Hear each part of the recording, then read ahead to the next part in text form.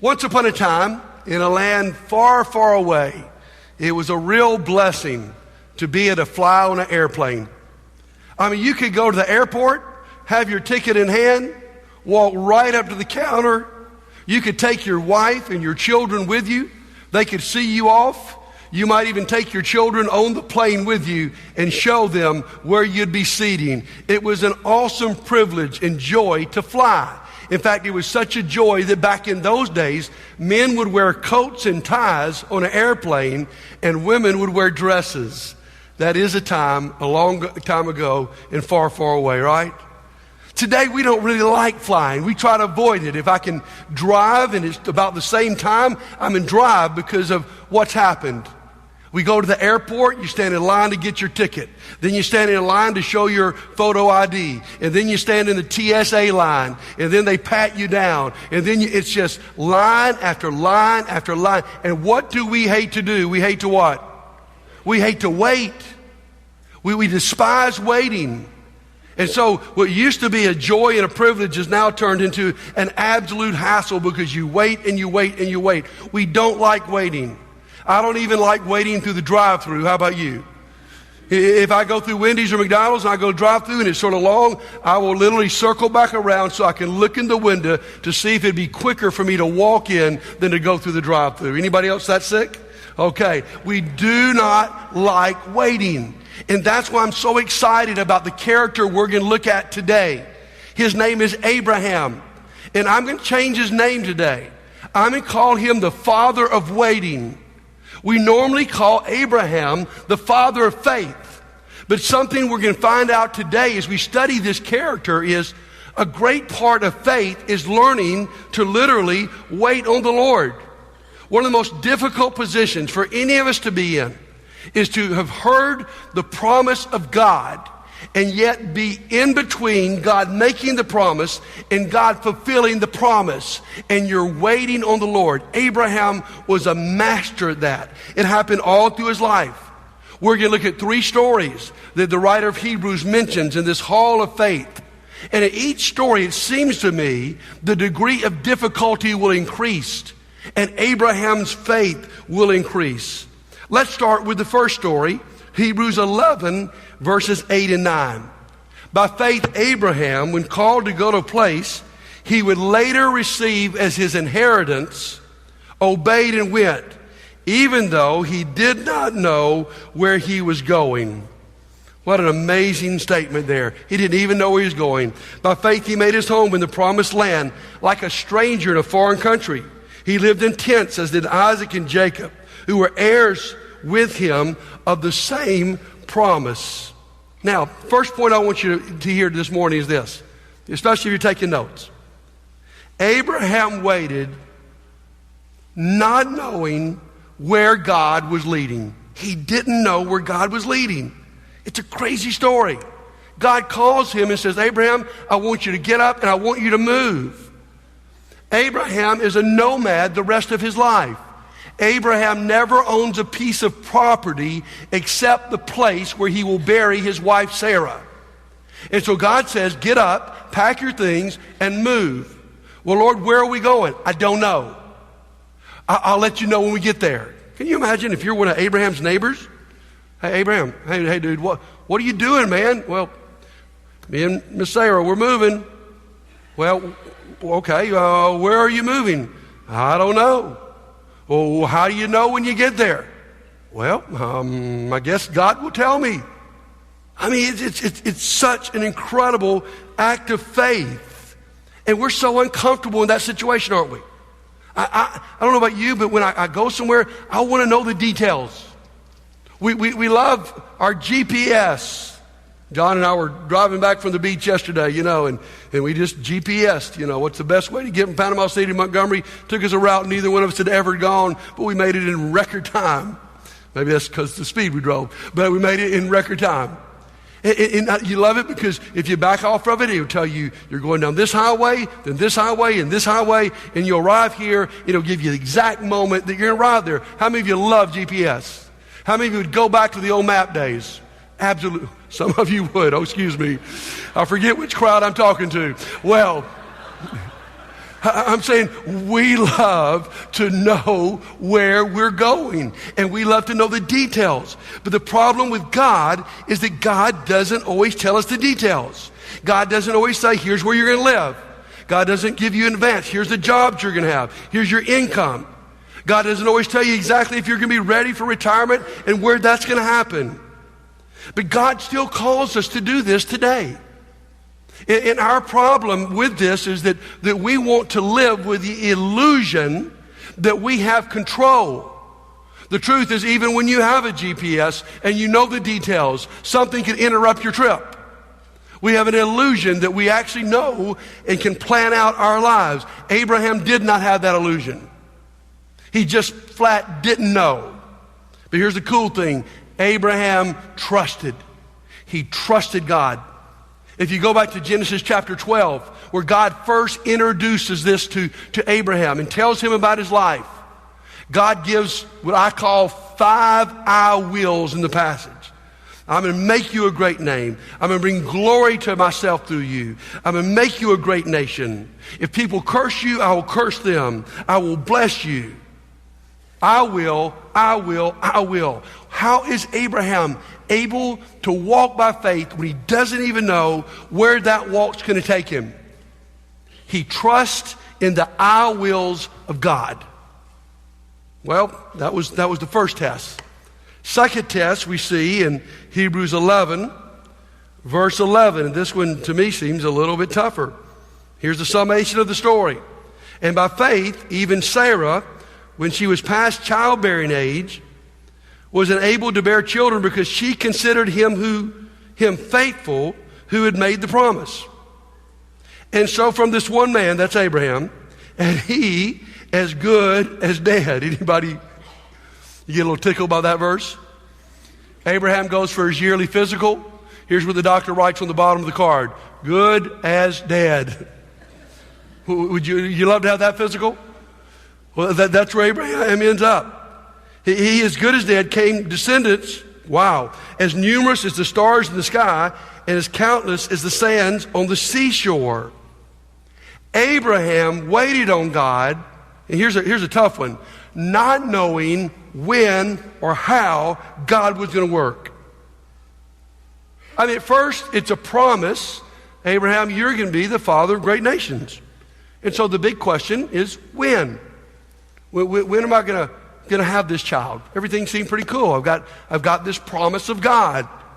Many of you are living in a when phase. When will I get married? When will we have a baby? When will we be able to retire? When will my children finally leave the home? I mean, you're living in that when phase. Abraham lived in that for a while. And then it got even tougher when after a while it's a how. Can you imagine this? Abraham's 100, Sarah's 90, and they're still clinging to this promise that they're going to have a kid. And the questions now turn from when to how in the world, God, can this happen? The neighbors are wondering and asking, why do you still have the crib and the pack and play in the garage? Well, we're still planning on having a baby. Really? This in for grandchildren? Well, we don't have any children. We're waiting on a baby. I like how our brother Jeff Walling put it when he was talking about this a few months ago. He's like, Abraham and Sarah are in the nursing home, and they call the family. Guess what, y'all? Guess what's about to happen?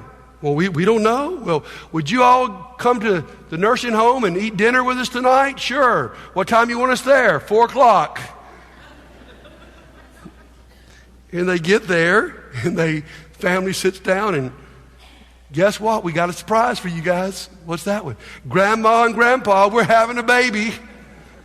I mean, this story is absolutely absurd. If we don't laugh, we don't get the story. But somehow through all of this, they have this baby. And it's the child of promise. It's the child through which God will create the nation of Israel, which will be the forerunner of Jesus Christ and the forerunner of our salvation. It's a critical story in the story of redemption. But here's what I will say about Abraham here. This may give you a little bit of hope here under this story. Abraham failed faithfully. Now, earlier in the week, when we were first making this outline, I just put Abraham failed. Because the highlight reel here in Hebrews doesn't give us the whole story. I mean, when God reminds Abraham and Sarah that they're going to have a baby, you remember what happens? Abraham falls down laughing. And Sarah laughs. Doesn't sound like a lot of faith to me when God tells you what he's going to do and you laugh at God. And then later, they try to circumvent the plan of God because it doesn't look like it's working. Sarah comes to Abraham. I think I've heard Paul Evans tell this story this way. Sarah comes to Abraham and says, this is not working. You want my handmaiden, Hagar? And Abraham goes, okay. And so Hagar becomes pregnant and has Ishmael. And boy, we got some history with that one, don't we? I mean, you look at this story, it's really sort of shocking. We come to the hall of faith, and this story's put here because it doesn't look on surface like faith. Because it appears that Abraham fails over and over in really believing that God is going to keep his promise. But we must believe, because it's here, that despite the fact that Abraham failed, he failed faithfully. In the midst of this, though he had his moments of doubts and laughter, and had his moments where he thought, God, you're not working this the right way, let me help you out here with plan B. In the midst of that, there still is a faith that's alive. And that's one of the things we're discovering in our study here of Hebrews 11, aren't we? Is that to have faith doesn't mean you have perfect faith. And that when God looks back at your life, and he's showing your life, he shows the high points, not the low points. All of that mess is left out of Hebrews 11. And here's what you and I need to believe. If in the midst, when we're struggling with our faith, and our faith is like a mustard seed, but we continue to walk faithfully with God, in the long run, when God shows our life, he's going to edit those portions that don't look so good. And that happens with Abraham.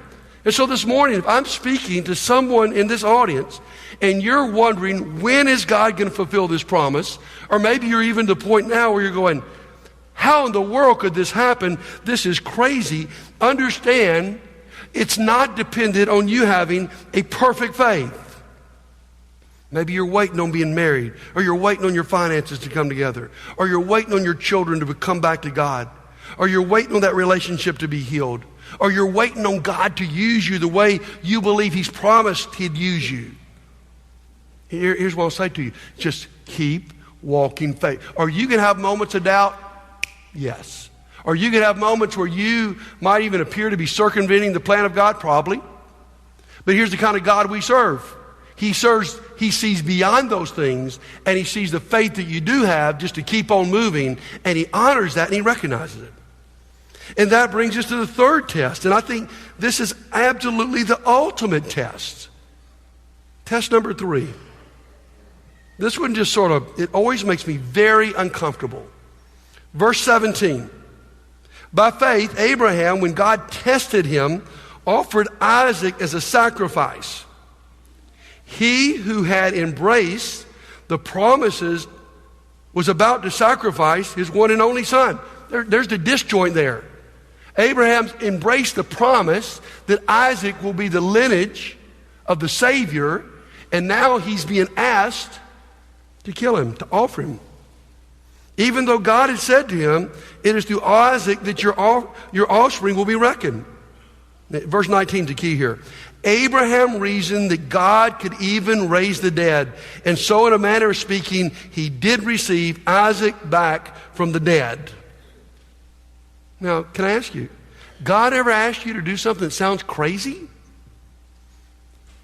I'm going to remind you guys that in the culture we live in, to live by faith, to believe what we believe, to do what we do, appears to many people as crazy.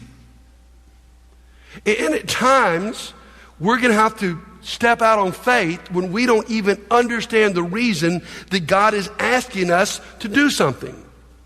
I mean, as a parent, can you even imagine God asking you to sacrifice your son? And one of the things that made the religion of Almighty God different throughout the ages than other religions is there were no human sacrifices.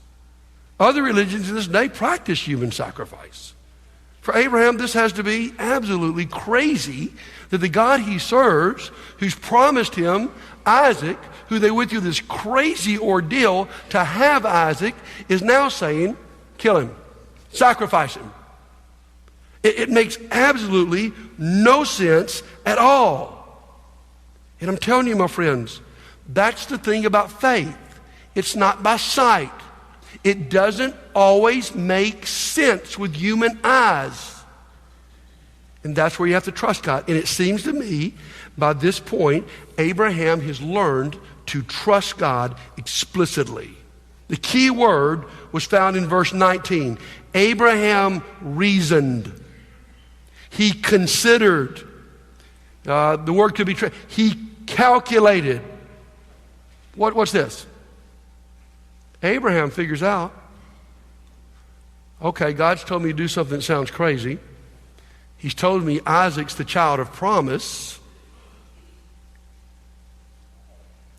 Only thing I can reason this thing out is that God's going to resurrect Isaac from the dead.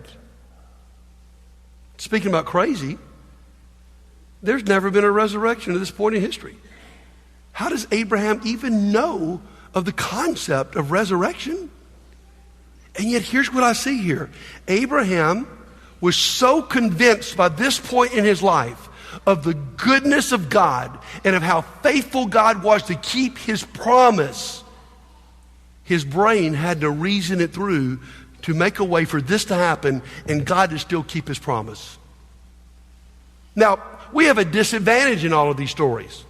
Because in all of these stories, my friends, our problem is we read these stories and we know the end of the story. And we know that God stops Abraham from offering Isaac and it never happens.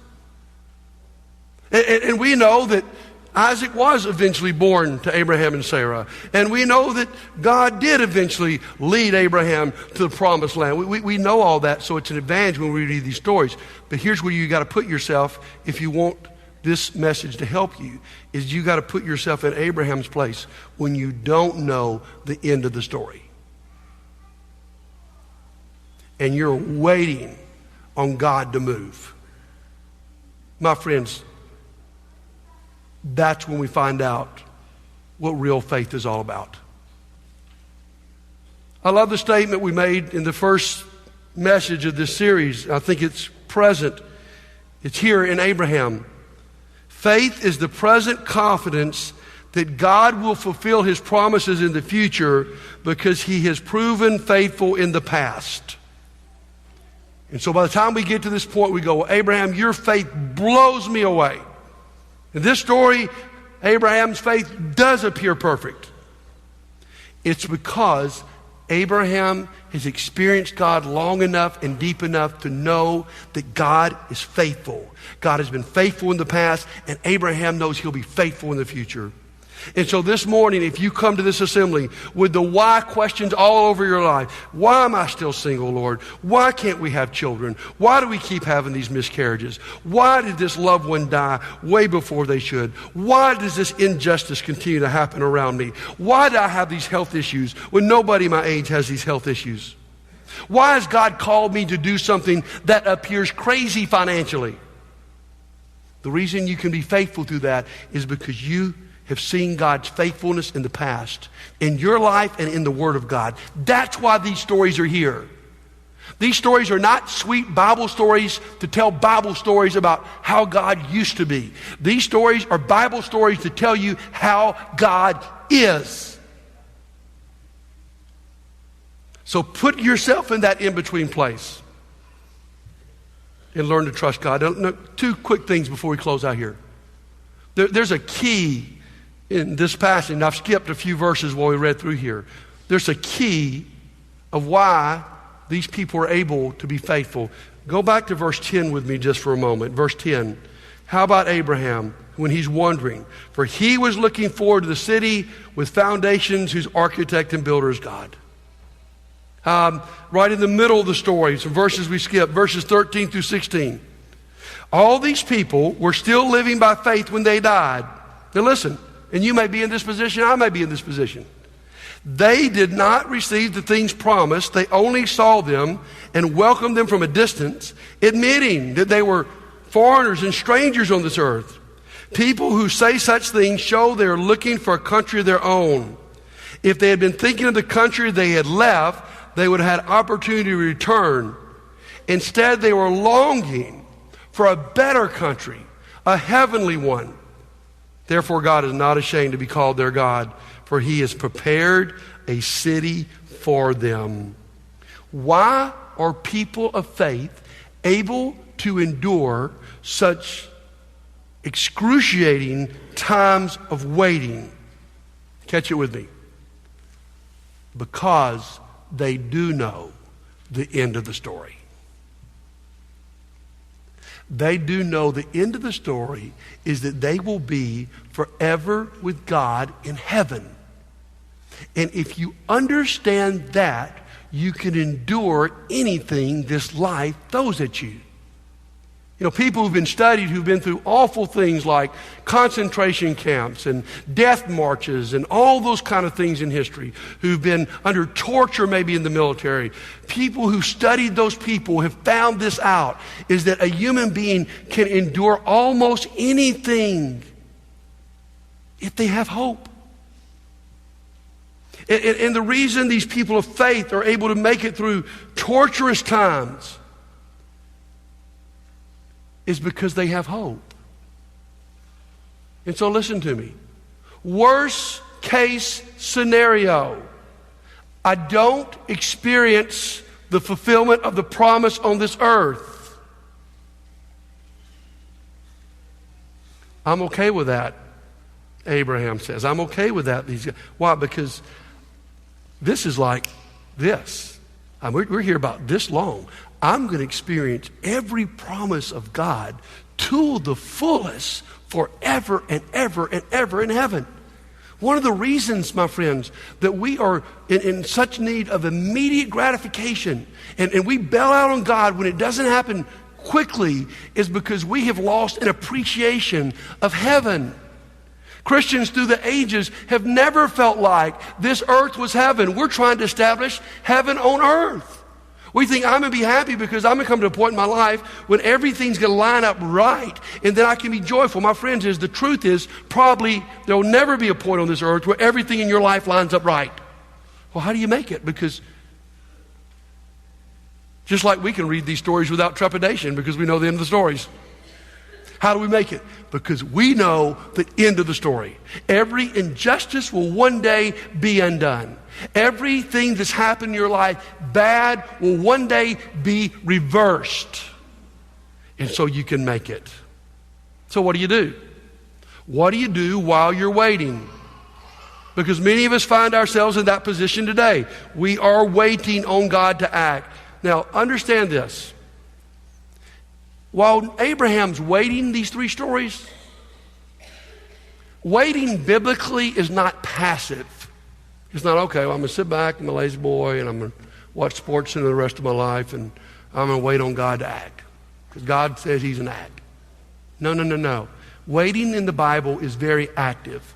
You know what Abraham did while he was waiting? He worshiped and he obeyed. So while you're waiting, here's what you do. When you don't understand God, when you can't answer the why question, when you don't know when God's going to really show up the way you think he should, what should you be doing? Just keep on worshiping. That's why for many of you, I think it is so awesome that you are here today. Because in the midst of the trials of your life, when everything is not making sense, you still show up to acknowledge who God is. Even when you might be in this assembly today and you may be angry at God. That's okay. You might be a little mad at God because he's not come through the way you thought he would. Life's not turned out the way you expected it. You still come to go, you know what? But I know you're God and I'm not. And the truth is, your ways are better than my ways. And I don't really have to understand this. And one day you're going to make it all right. So here's what I'm going to do. I'm going to plop myself down and I am going to worship.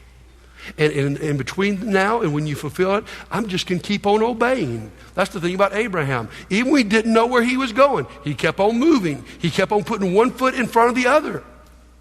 And so right now, if you find yourself in this place today, I want to say to you, just keep on worshiping, keep on obeying, keep on waiting, and God will fulfill his promises. Now this morning, let's look back at all the questions we've been asking. Where am I going to end up, Lord? When are you going to show up and do what you said you'd do? How in the world is this even possible that I could live the abundant life after what I've been through? And why, God, have you put me through it? Can I ask you, any of you got those questions going on in your life right now? I'm sure lots of us do. This is where the rubber meets the road about faith. Is do we learn how to wait? Now here's what I want us to do during our time together, because I know this is a sensitive topic for most every one of us. Because there's things you've been praying about for years, every day, that just hadn't happened. But here's what you do. You keep on praying. Because prayer is that act of faith. So this morning, I want to give you an opportunity to do that with our shepherds and their wives. So let me call up all of our elders and their wives to come surround the stage this morning. If all of you that are in here would come surround the stage. And while we're singing the invitation, if today, go back to those questions just a second.